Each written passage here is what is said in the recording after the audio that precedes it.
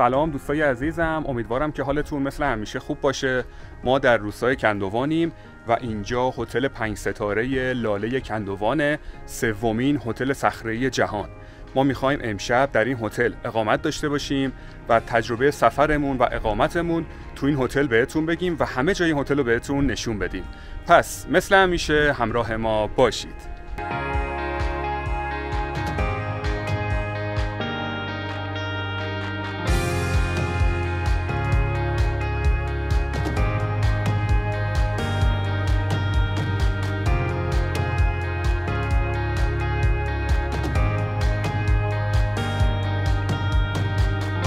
هتل 5 ستاره لاله کندوان سومین هتل صخره‌ای دنیاه و یکی از 9 هتل شگفت‌انگیز جهانه که تقریباً 60 کیلومتر از شهر تبریز فاصله داره و دقیقاً در کنار روستای توریستی کندوانه که 100% وقتی من دارم این ویدیو رو میذارم قبلش از روستای کندوان گذاشتم تو کانال که اگه ندیدید میتونید برید ببینید. اینجا 16 تا اتاق داره و همه اتاقاش توی صخره‌های 7000 ساله است و اینکه صخره‌ای همشون و فوق‌العاده قشنگه و اینکه هم یه سریاش داره جکوزیه و یه سریاش هم جکوزی نداره. حالا میریم اتاق خودمون رو بهتون نشون میدیم.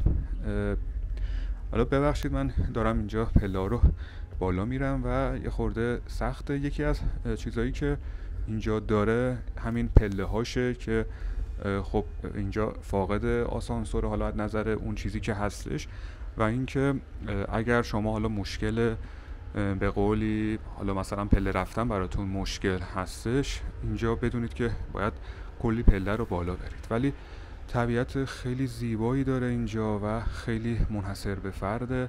حالا تجربه‌ای که بخواید توی همچین هتلی اقامت داشته باشید فوق‌العاده خیلی زیباست و مخصوصا هوا هم خیلی خوبه. الان واقعا جای همتون خالیه.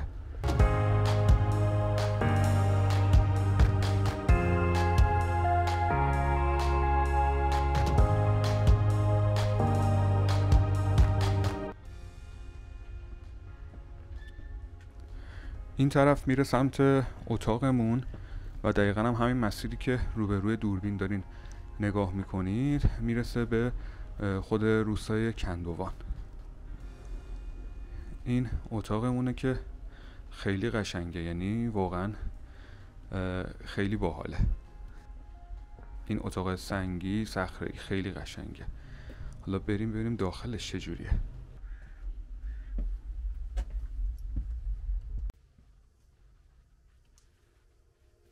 اینجا اتاقی که ما گرفتیم اتاق دبل با جکوزی هستش. این که خیلی قشنگه، واقعا جای همتون خالی، قشنگ صخره‌ایه، خیلی حس خوبی به آدم میده. اینجا یه پنجره داره که مثلا نماشم از پشت پنجره بهتون نشون بدم اینجوریه.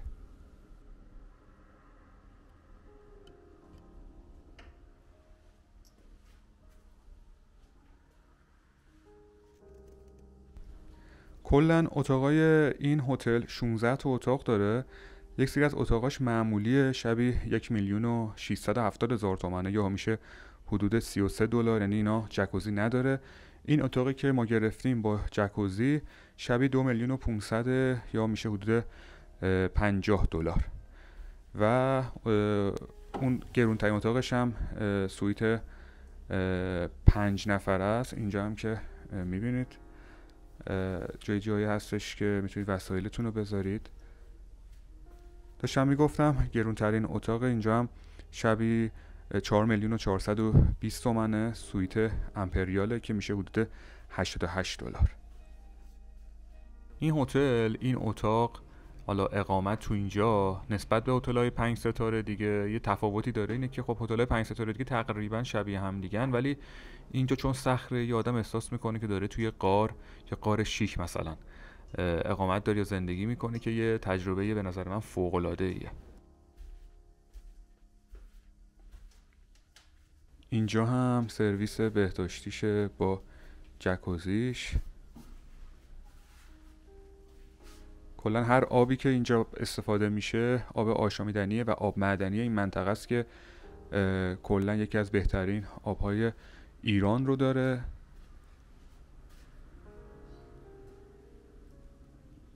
اینجا هم که من عادت دارم همه چی رو بهتون نشون بدم. این هم جکوزیشه که میگم تنها فرق این اتاق با اتاقای دیگه اینه که اینجا جکوزی داره و برای همینم تقریبا فکر میکنم 900,000 تومان به خاطر این جکوزی گرونتره.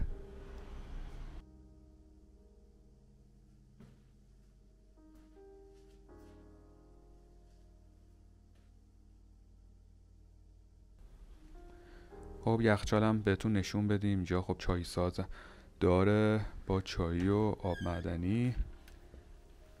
اینجا هم نوشابه قوطی 12,000 تومنه، پسته بسته 30 تومنه و این هم داخل یخچاله که یخچال جمع و جور کوچیک و این چیزایی که داریم میبینید و بیشتر نداره.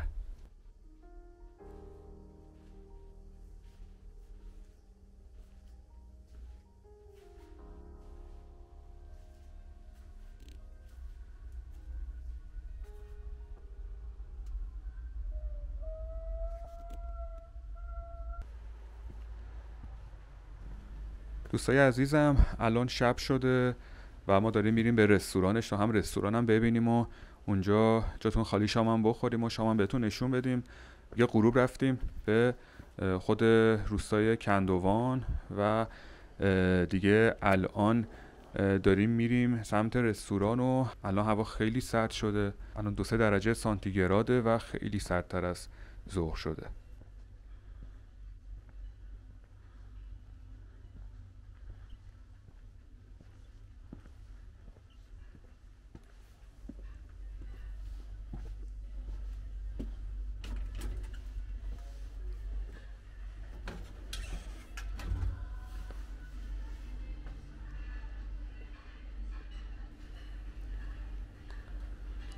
این هم رستوران صخره‌ای کندوان که باز یه تجربه خیلی خوبیه. دیگه رستوران صخره‌ای واقعا من خودم ندیده بودم، خیلی قشنگه.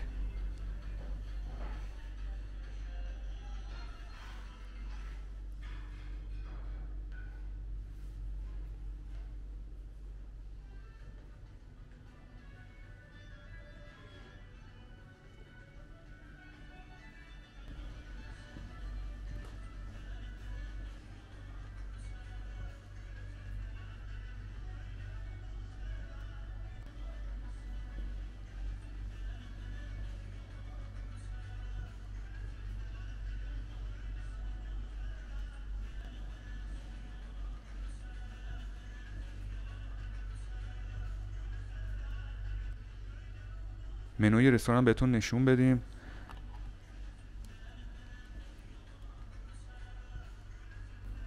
شام و نهار از ساعت تقریبا 12 تا 4 بعد از ظهر، شامم از ساعت 7:30 شب تا 11 شبه. اینجا هم پیش غذا آش دوغ سوپ با ماست محلی 25,000 تومنه که بخوام به دلار بگم میشه تقریبا 50 سنت.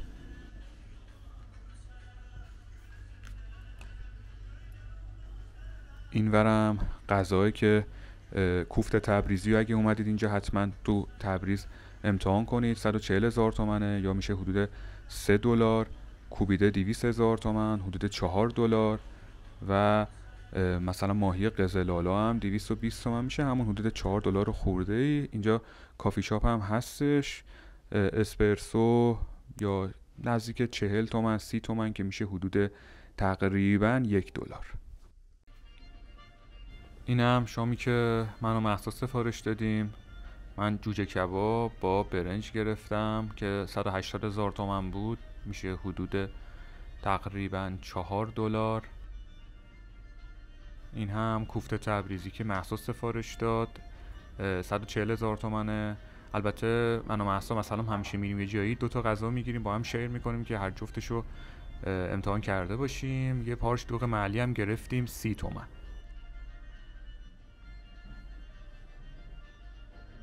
کلا در مجموع با مالیات شد 375,000 تومن که میشه حدود $7 و خورده. جای همه تونم خالی.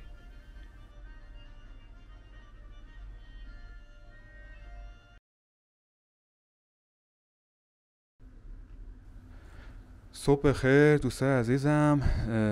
ما الان صبح شده و داریم میریم برای صبحانه تو این رستوران زیبا. این هتل جاهای میگم دیدنی و امکانات دیگه ای نداره که مثلا بخوایم بگیم بریم بهتون نشون بدیم. فقط همین منظره خیلی قشنگ که داریم میبینید و هوای منحصر به فردش و همین اصلا خونه ها و اتاقهای صخره‌ایشه که قشنگ میکنه و اصلا نیازی به جای دیدنی دیگه ای این هتل نداره.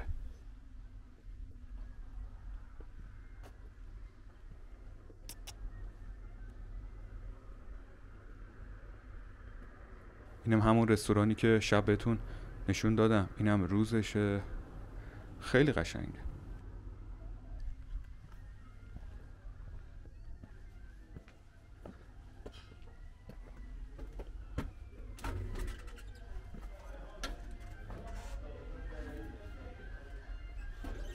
به به، موزیک آذری هم که گذاشتن دیگه چه شود. توی آذربایجان باشی و موزیک آذری هم باشه و بخوای حالا بری صبحانه بخوری، بازم میگم چه همتون خالی.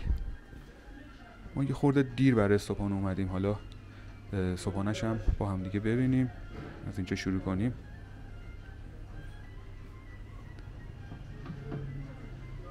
این عدسیه.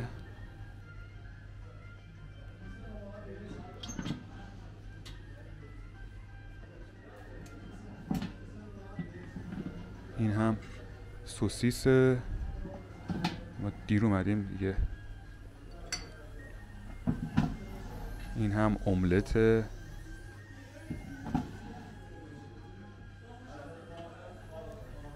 شیره انگور، عسل این منطقه که عسل خیلی خوشمزه، نون محلی، تخم مرغ، سیب، نون بربری، سرشیر، گوجه، خیار، پنیر. کلن صبحانهش همینقدر که دارید میبینید به نسبت کلن هتل‌های 5 ستاره دیگه به نظرم صبحانهش خیلی معمولیه. قهوه و چایی و نسکافه و اینا هم داره، ولی خب فضاش خیلی فضای قشنگیه. جای همتون خالی.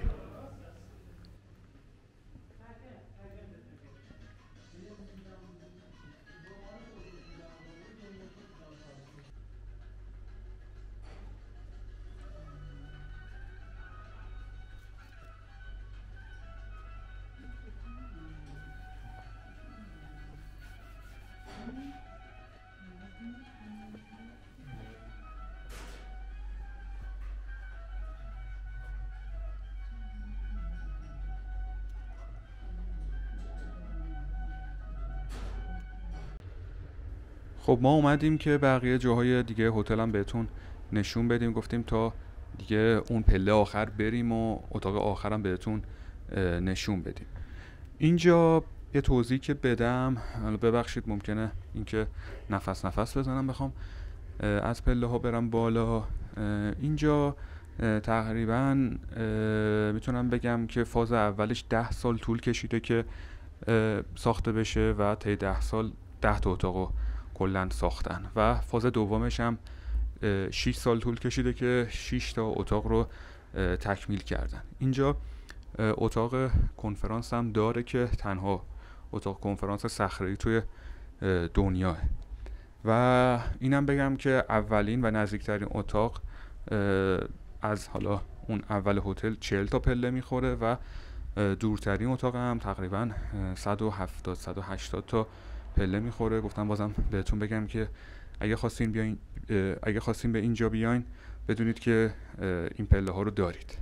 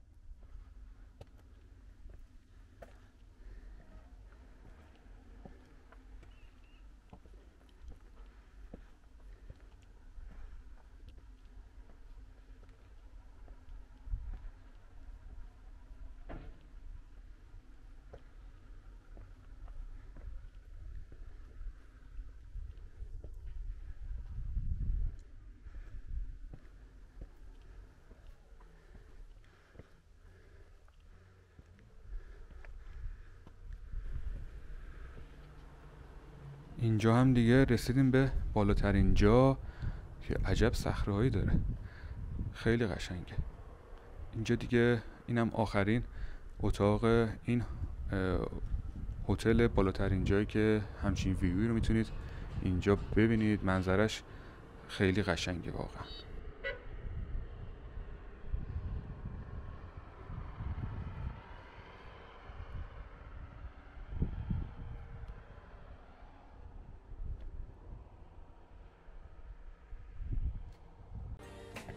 دوستای عزیزم، خیلی ممنونیم که این ویدیو رو دیدید، خیلی ممنونیم که همیشه همراه ما هستید، از ما حمایت میکنید.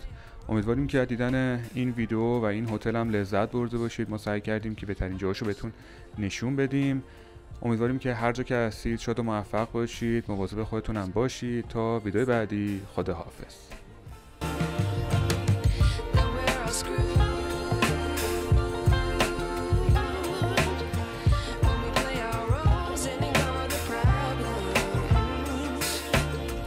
I wish I knew